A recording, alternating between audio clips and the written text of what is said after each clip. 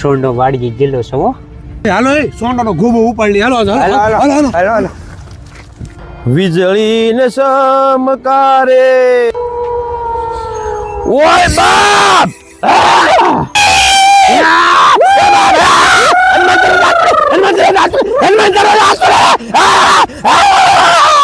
સોંડા દાદા હું કરો છો કેમ બે દીધા વાડીએ નથી આવતા સોંડા દાદા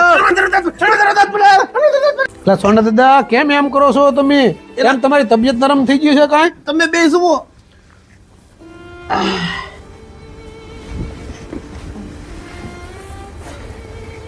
આ કાંઈ થોડુંક અહક થઈ ગયું કેમ બે દીધા વાડીએ નથી આવતા વાડીએ તો આવું પણ હવે એની રાતે ગયો ને સો કેમ પગ પડી ગયો તો એ અમને બધી ખબર જ છે. જે તમે ભૂત જોયું એ ગુગાભાઈ નો પાઘો હતો. ગામમાં એ ફાકાની વાતો ન કરતો હો હવે. ઈ કાંઈ બીવૈયા સોડો નહીં હો, હું કાંઈ બીતો નથી. આ તો મને અહક થઈ ગયું.